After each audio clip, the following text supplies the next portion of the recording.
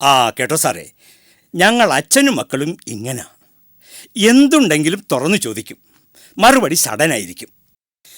സഭയിൽ വെച്ച് പറയുന്ന കാര്യങ്ങൾ പിന്നെ മാറ്റി പറയാൻ പറ്റില്ലല്ലോ. ചെറുക്കന് പെൺകുട്ടിയെ ഇഷ്ടപ്പെട്ട സ്ഥിതിക്ക് ഇനി നിങ്ങളുടെ ഭാഗമാണ് ക്ലിയർ ചെയ്യേണ്ടത്.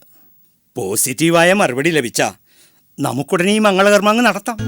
എല്ലാം അറിഞ്ഞു വെച്ചോണ്ട് ഈ ബന്ധത്തിന് തയ്യാറായവരോട് നന്ദിയല്ലാതെ നെഗറ്റീവായിട്ടൊന്നും എനിക്ക് പറയാനില്ല. പിന്നെ ഹരിക്ക് നല്ലൊരു ജോലിയുണ്ട്, പഠിത്തമുണ്ട്. അതനുസരിച്ച് ഞങ്ങളുടെ ഭാഗത്തുനിന്ന് എന്തെങ്കിലും. സാർ എന്താ ഉദ്ദേശിക്കുന്നത്? അത് കല്യാണമാകുമ്പോൾ ചില കൊടുക്കൽ വാങ്ങലുകളൊക്കെ. മനസ്സിലായി. സ്ത്രീധനമല്ലേ? നിനക്ക് വല്ലതും വേണോ ഹരി? വേണം.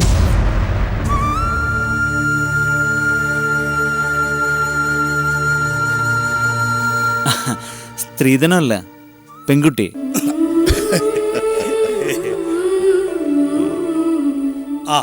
സാറ് പറഞ്ഞല്ലോ ഇവന് നല്ല പഠിത്തവും ജോലിയൊക്കെ ഉണ്ടെന്ന്. അതുമാത്രമല്ല, അത്യാവശ്യത്തിന് ജീവിക്കാനുള്ള ചുറ്റുപാടുമുണ്ട്. ഇനി ഇവന് ആവശ്യം ഒരു പെൺകുട്ടിയെ. അത് ചോദിക്കാനാ ഞങ്ങളിപ്പോൾ വന്നത്. സാറിന് ഇഷ്ടമുണ്ടെങ്കിൽ കല്യാണി ഞങ്ങൾക്കിതാ. അതിനെന്താ, എപ്പോഴാന്ന് വെച്ചാൽ ഒന്ന് കൂട്ടിക്കൊണ്ട് വെക്കുള്ളൂ, അല്ലേടോ? അതെ. അപ്പോഴേ നമ്മളിങ്ങനെ സംസാരിച്ചിരുന്നാൽ ശരിയാവില്ല. ചെറുക്കന് പെണ്ണിനോടും പെണ്ണിന് ചെറുക്കനോടും പലതും ചോദിക്കാനുണ്ടാവും സ്വകാര്യമായി. സാറ് മോളെ വിളിച്ച് ഇവിടെ ഇരുത്ത്. എന്നിട്ട് നമുക്ക് കുറച്ച് സമയം പുറത്തിരിക്കാം. എന്താ?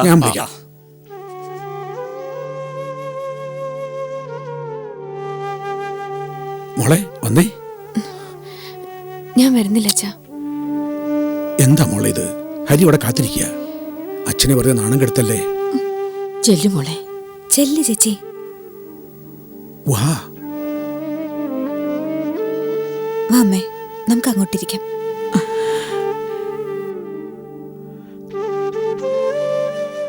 കണ്ടിട്ട് നല്ല പയ്യനാണെന്ന് തോന്നുന്നു. ഈശ്വര. എന്നാ നിങ്ങൾ സംസാരിച്ചിരിക്കേ. കല്യാണി ഇരിക്കൂ. വേണ്ട. ഇരുന്നെന്ന് കരുതി അഹങ്കാരിയാണെന്നൊന്നും ഞാൻ പറയില്ല കേട്ടോ. ഇരിക്കടോ.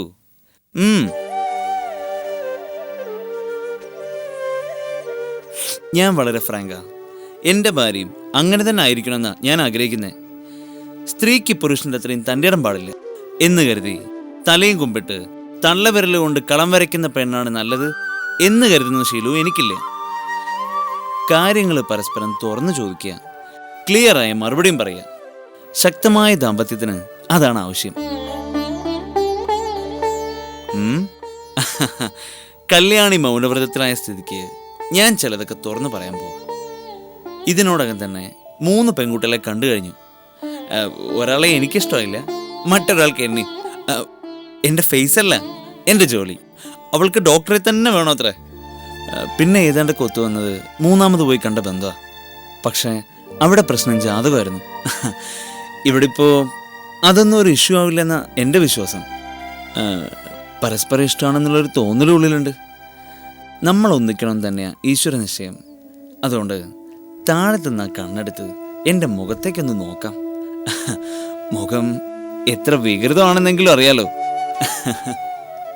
ഓ, പേരിന് വേണ്ടിയെങ്കിലും ഒന്ന് നോക്കിയല്ലോ, ആശ്വാസമായി. കല്യാണി അധികം സംസാരിക്കില്ല എന്ന് പപ്പേട്ടൻ പറഞ്ഞിരുന്നു. എന്ന് കരുതി ഇത്രയും പിശുക്ക് പാടില്ല കേട്ടോ. ജീവിതത്തിൽ ഇനി ഒരുപാട് സംസാരിക്കേണ്ട ആൾക്കാരാ ഇങ്ങനെ മുഖത്തോട് മുഖം നോക്കിയിരിക്കണേ. കല്യാണിക്ക് എന്നോട് എന്തെങ്കിലുമൊക്കെ ചോദിച്ചൂടെ? അറ്റ്ലീസ്റ്റ് ഒരു വാക്കെങ്കിലും.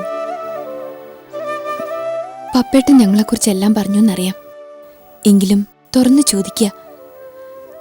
അനാശാസ്യ പ്രവൃത്തി നടത്തിയെന്നും പറഞ്ഞ് അറസ്റ്റിലായ കുട്ടികളാ ഞാനും എൻ്റെ അനിയത്തി ദേവവും.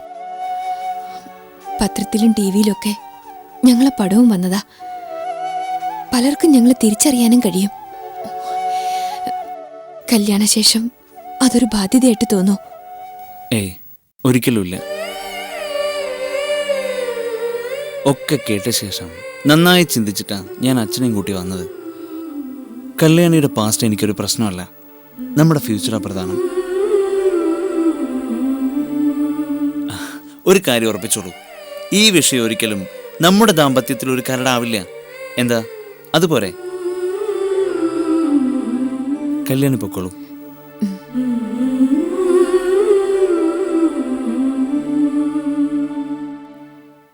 ആ, കല്യാണം അടുത്ത മാസം നടത്തുന്നതിൽ വിരോധമൊന്നുമില്ലല്ലോ. എന്ത് വിരോധം? എത്രയും പെട്ടെന്ന് നടത്തണമെന്നാണ് ഞങ്ങളുടെ ആഗ്രഹം. അല്ല, നീ എന്താ സ്റ്റഡി ക്ലാസ് നടത്തിയ? അതെ, ചെറിയൊരു ക്ലാസ് കൊടുക്കായിരുന്നു. ഇതാ കുഴപ്പം. സംസാരിക്കാൻ ഒരു അവസരം കൊടുത്താൽ അത് മുതലാക്കി കളയും. ആ, അപ്പോഴേ ഞങ്ങളുടെ ഡ്യൂട്ടി കഴിഞ്ഞു. ഇനി എപ്പോഴാ നിങ്ങളങ്ങോട്ട്? ഉടനെ വരാം. ചടങ്ങ് ഫിക്സ് ചെയ്യുന്നതിന് മുമ്പ് ഒരാളുടെ പെണ്ണ് കാണാൻ വരും. വെറുതെ ഒരു ഫോർമാലിറ്റിക്ക്. കുവൈറ്റിലുള്ള ഇവന്റെ ചേച്ചി വനിത. അയാളോട് ആലോചിക്കാതെ ഫിക്സ് ചെയ്തെന്നും പറഞ്ഞ് അതിന്റെ പേരിൽ ഒരു പിണക്കം വേണ്ട. ഹരിയുടെ ചേച്ചി എപ്പോ വരും? ആങ്ങളെ പെണ്ണ് കാണാൻ പോയെന്നറിഞ്ഞ അവൾ ഇനി പറന്നെത്തും. ഇന്ന് തന്നെ അവളെ വിളിച്ച് വിവരം പറയുന്നുണ്ട്. അല്ല, അപ്പൊ വന്നിട്ട് കുറച്ചു നേരമായേ. ഇനി ഞങ്ങളങ്ങോട്ട്. അല്ല, ഊണ് കഴിഞ്ഞ് പോയാൽ പോരെ? അതിനുള്ള സമയമായിട്ടില്ല. ആവുമ്പോ വിശദമായി കഴിച്ചു കളയാം. ആ, എന്നാ പിന്നെ ഇറങ്ങട്ടെ. ആ ശാരദേ, ഇവരിറങ്ങുക. മുകുന്ദേട്ടനും വീട്ടിലേക്ക് വരുമല്ലോ. നോക്കട്ടെ, ഇപ്പൊ പഴയ പോലെ യാത്ര ചെയ്യാനൊന്നും വയ്യ. ആ, അപ്പോ ഞങ്ങൾ ഇറങ്ങട്ടെ. ആയിക്കോട്ടെ. ആ, ശരി.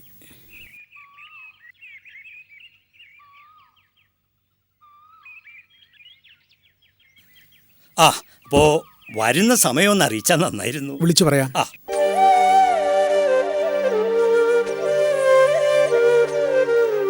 അപ്പോ യാത്രയില്ല.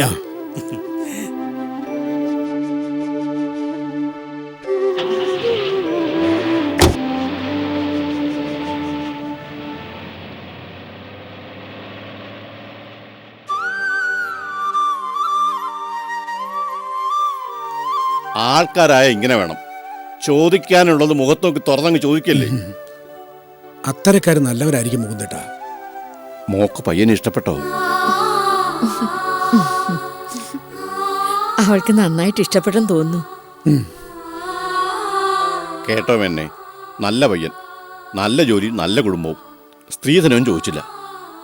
അതുകൊണ്ട് മനസ്സറിഞ്ഞ് കൊടുക്കണം. എന്തു കൊടുത്താലും അത് അധികമാവില്ല.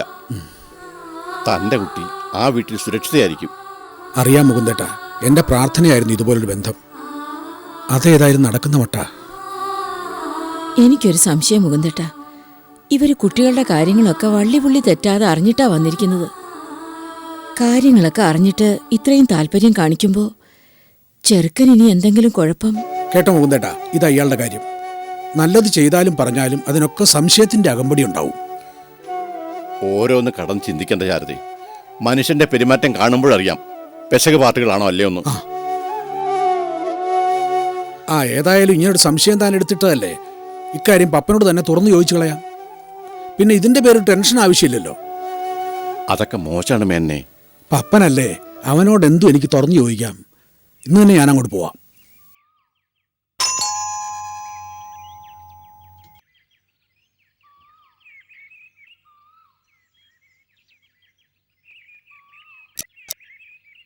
ആ, സാറായിരുന്നോ? വരൂ.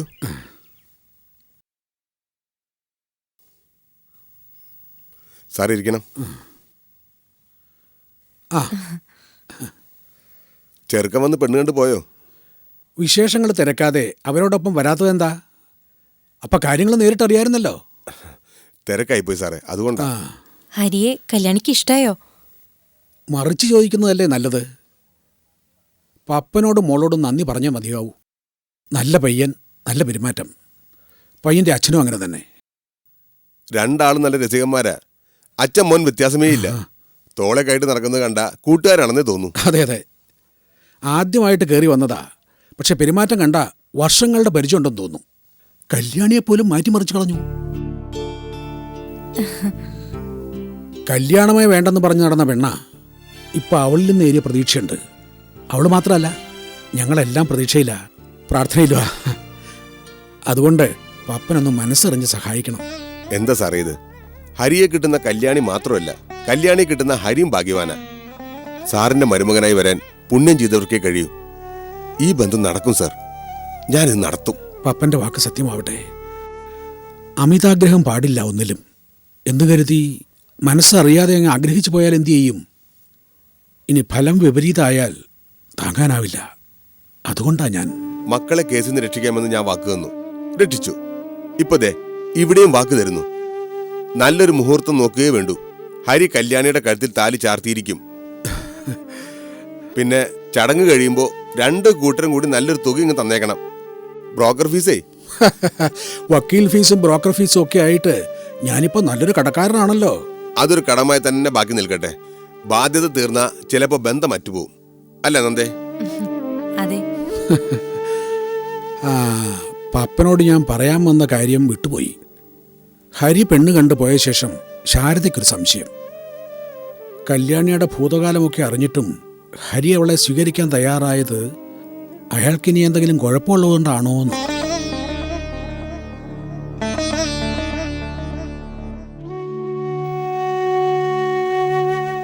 അല്ല, ശാരദയുടെ ഒരു സംശയ, അല്ലാതെ എനിക്ക്. സാറിനുണ്ടാ സംശയം, അതെനിക്ക് ഉറപ്പാ. ഇതാണ് സാർ മനുഷ്യന്റെ ബേസിക് സ്വഭാവം. എല്ലാം അറിഞ്ഞ ഒരാൾ വന്നപ്പോ അയാളെ സംശയദൃഷ്ടിയോടെ നോക്കുക. പപ്പ, ഞാൻ ഗുരുവിനോട് പറയാനുള്ള അവകാശം ഉണ്ടോന്ന് അറിയില്ല, എങ്കിലും പറയുക. കല്യാണിയെയും ദേവയാനിയും സമൂഹം തെറ്റായി കാണുന്നുണ്ടെങ്കിൽ അതിന് കാരണം ഇത്തരം സംശയങ്ങൾ ഉള്ളിൽ കിടന്ന് വളരുന്നതുകൊണ്ടാ. എത്ര നന്മകളുള്ള ഹൃദയത്തിലും അടിസ്ഥാനമായി ഇതുണ്ട് സർ. അങ്ങേപ്പോലെ ഒരാളിങ്ങനെ ചിന്തിക്കുമ്പോൾ ബാക്കിയുള്ളവരുടെ സ്ഥിതി എന്താവും? നമ്മുടെ ചിന്ത തെറ്റായ വഴിക്കാണെങ്കിൽ നമ്മൾ മറ്റുള്ളവരെ കുറ്റപ്പെടുത്താൻ പാടില്ല. സാറിനറിയോ, കല്യാണിയുടെ പാസ്റ്റ് അറിഞ്ഞപ്പോൾ പുച്ഛിക്കുകയല്ല, പകരം സഹതപിക്കുക ഹരി ചെയ്തത്. കല്യാണിയെ സ്വീകരിക്കാൻ തയ്യാറായ ആ മനസ്സിന് മുന്നിൽ തല കുമ്പിട്ട് നിൽക്കാനേ നമുക്ക് കഴിയൂ. എൻ്റെ വധുവാകാൻ പോകുന്ന പെണ്ണ് ഇമ്മോറലായി സഞ്ചരിച്ചു എന്നറിഞ്ഞാൽ ഞാൻ അവളുടെ കൈപിടിക്കാൻ ഒന്നറയ്ക്കും. ഇത് എൻ്റെ ഭാര്യയുടെയും വാക്കിൻ്റെ വിശ്വാസത്തിൽ മാത്രം ബന്ധമെടുക്കാൻ മുന്നോട്ട് വന്നവനാ ഹരി.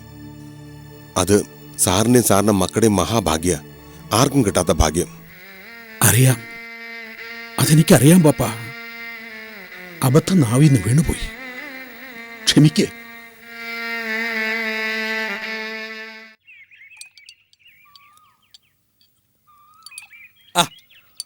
ആഹാ, കല്യാണാലോചനയൊക്കെ എവിടം വരായി കുമാര? ദേ, ആ വിഷയത്തെക്കുറിച്ച് ഇനി സംസാരിക്കരുത്. മനുഷ്യൻ അടി കിട്ടാതെ കഷ്ടിച്ചാ രക്ഷപ്പെട്ടത്. എത്രയോ കല്യാണാലോചനകൾ ഞാൻ നടത്തിയിരിക്കുന്നു. ആലോചിക്കുന്ന എല്ലാം നടക്കാറില്ല. നടക്കാത്തതിൻ്റെ കാരണങ്ങൾ പലതായിരിക്കും. ജാതക പൊരുത്തമില്ല, കാണാൻ കൊള്ളില്ല, സാമ്പത്തികമില്ല, നല്ല വിദ്യാഭ്യാസവും ജോലിയില്ല, അങ്ങനെ പല കാരണങ്ങൾ. അതൊക്കെ നമുക്ക് മനസ്സിലാക്കാവുന്നല്ലേ ഉള്ളൂ. പക്ഷെ ഇതുപോലെ ഒരു നാറ്റക്കേസിന് ബന്ധമില്ലാതാകുന്നത് എൻ്റെ ജീവിതത്തിൽ ആദ്യമാണ്. അതിനിപ്പോൾ പ്രൊഫസറെ കുറ്റം പറഞ്ഞിട്ട് എന്താ കാര്യം? പ്രൊഫസറും കുടുംബം എങ്ങോട്ട് തിരിഞ്ഞാലും അതൊക്കെ ശ്രദ്ധിച്ചുകൊണ്ട് പിന്നാലെ കൂടിയിരിക്കല്ലേ ഇവിടെ ചില ആൾക്കാർ. ആ, അതറിയാവുന്നതുകൊണ്ടാണ് ഞാനതങ്ങ് ക്ഷമിച്ചേ. കല്യാണ ബ്രോക്കർ മനഃപൂർവ്വം ചതിക്കാൻ ശ്രമിച്ചു എന്ന് തോന്നൽ പാർട്ടിക്കുണ്ടായ അതോടെ നമ്മുടെ കഞ്ഞൂടി മുട്ടും. മനുഷ്യരെ കരുതേക്കലാണല്ലോ ബാക്കിയുള്ളൊരു തൊഴിൽ. ഗോപാലേട്ടനൊരു നാരങ്ങ വെള്ളം എടുത്ത്. ആ,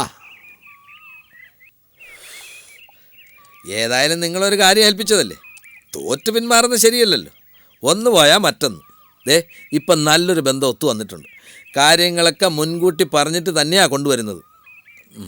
മിക്കവാറും ഈ ബന്ധം നടക്കും ഗോപാലേട്ട. ഇല്ല, നടക്കില്ല. അതെന്താ? നടക്കേണ്ട ആൾക്കാർ പെണ്ണ് കണ്ട് പൊയ്ക്കഴിഞ്ഞു. ആ, ഒന്ന് തെളിച്ച് പറയട്ടെ. അതേടോ, പ്രൊഫസറുടെ മോടെ കല്യാണം ഏതാണ്ട് ഉറച്ചിരിക്കുക. ആരാ പയ്യൻ? നിയമംകാരനൊരു ഹൈസ്കൂൾ മാഷ്, നല്ല കൂട്ടരാ.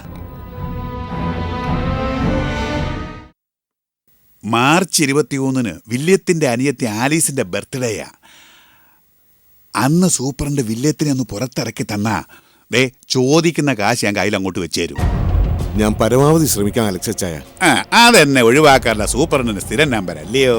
വെറുതെ ഉറപ്പ് വന്നു കഴിഞ്ഞാൽ കാര്യം നടന്നില്ലെങ്കിൽ പിന്നെ അച്ചായന് നിരാശയാവും.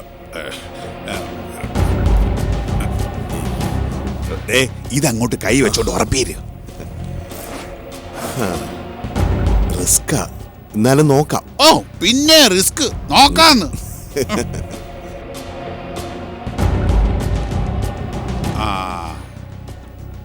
മോനെ, അടുത്ത തവണ ഡാഡി വന്ന ഡാഡി വെറും കൈയുടെ മടങ്ങില്ല, കൂടെ നീ ഉണ്ടാവും. ഇത് കുറെ കാലമായി ഡാഡി പറയുന്ന, അതവിടെ നിൽക്കട്ടെ. പ്രൊഫസറുടെ മക്കളുടെ കല്യാണക്കാരി എന്തായി? ഡാഡി അന്ന് ഈ കാര്യം പറഞ്ഞിട്ട് പോയത് പിന്നെ വിവരം അറിയാൻ എനിക്ക് ഭയങ്കര ആകാംക്ഷയായിരുന്നു. ആദ്യത്തെ ആലോചന ഞാൻ മുടക്കി. പക്ഷേ അതിന്റെ ഷോക്ക് കെട്ടടങ്ങുന്നതിന് മുമ്പ് അടുത്തൊരാൾ വന്നു. എന്നിട്ട് അതല്പം സ്ട്രോങ് ആണെന്നാണ് ഞാൻ കേട്ടത്. സാരമില്ല, അവന്റെ സകല ഡീറ്റെയിൽസും ഞാൻ കളക്ട് ചെയ്തിട്ടുണ്ട്, മൊബൈൽ നമ്പർ സഹിതം. ആളൊരു ഹൈസ്കൂൾ അധ്യാപകനാ, കുട്ടികൾക്ക് 4 അക്ഷരം പറഞ്ഞു കൊടുക്കുന്നവൻ. അതുകൊണ്ട് പിഴച്ചവളെ കെട്ടുവെന്ന് എനിക്ക് തോന്നുന്നില്ല. ഇവിടിപ്പോ അതൊന്നും അല്ലടാ ഡാഡിയെ അലട്ടുന്നത്. പേട്ട കുടുംബത്തിന്റെ സർവനാശം സ്വപ്നം കണ്ട് ഒരാൾ അലഞ്ഞു തിരിയുന്നു. ആരാ ഡാഡി അത്? ആരാണെന്ന് ആർക്കും അറിയില്ല, അവനല്ലാതെ. നമ്മളെ പത്രത്തിലൂടെ ചീറ്റ് ചെയ്യുന്ന ആ റാസ്കലാണോ? അതെ, അവൻ എനിക്ക് രജിസ്റ്റേർഡ് അയച്ചിരുന്നു. അതിൽ കുറെ ഫോട്ടോസും പിന്നൊരു കത്തും. ഫോട്ടോയിൽ ഡാഡിയെ കുറിക്കാൻ പാകത്തിന് പലതും ഉണ്ട്. ചെക്ക് പോസ്റ്റിൽ നിന്ന് ഞാൻ കടത്തിയ സ്പിരിറ്റ് വാൻ്റെ പടം ഉൾപ്പെടെ പലതും.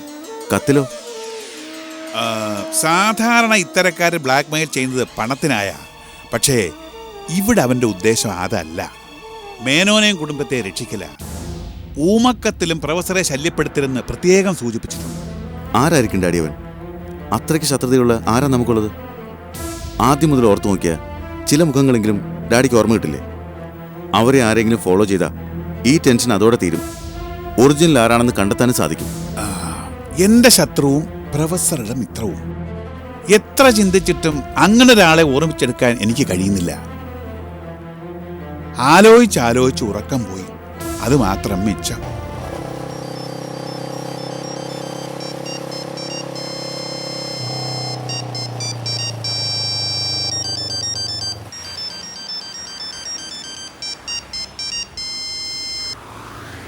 ഹലോ, ഹരിയാണോ? അതെ, നിങ്ങളാരാ? ഹരിയുടെ ശത്രുവല്ലെന്ന് കൂട്ടിക്കൊള്ളൂ. ഞാൻ ആളൊരു പരോപകാരിയാ. അപകടം മണത്തറിഞ്ഞാൽ അത് ഒഴിവാക്കാൻ ആരെയും സഹായിക്കും. അതാ എൻ്റെ ഒരു പ്രകൃതം.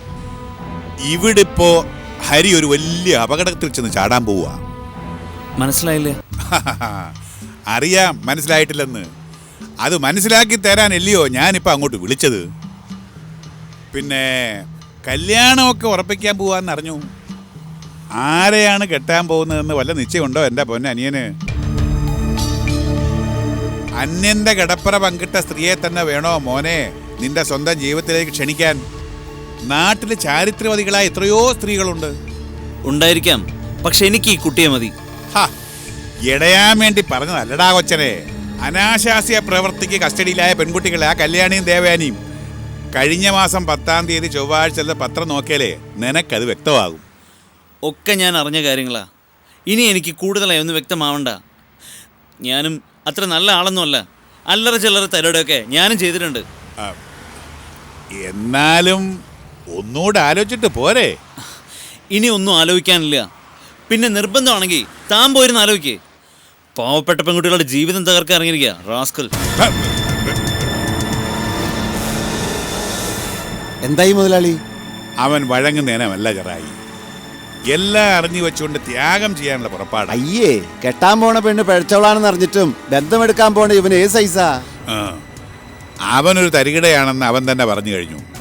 എന്നാലും മകളെ പറഞ്ഞയച്ച സന്തോഷത്തില് പ്രൊഫസർ അങ്ങനെ സന്തോഷിക്കാൻ പാടില്ലല്ലോ.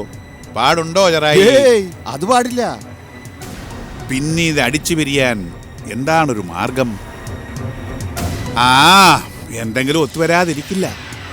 പ്രൊഫസറും കുടുംബം എങ്ങോട്ട് തിരിഞ്ഞാലും ഒരു കണ്ണ് വേണം. സൂക്ഷ്മമായി നിരീക്ഷിക്കുമ്പോൾ എവിടെങ്കിലും ഒരു പഴുത് കർത്താവ് നമുക്കായി മാറ്റി വെച്ചിട്ടുണ്ടാവും.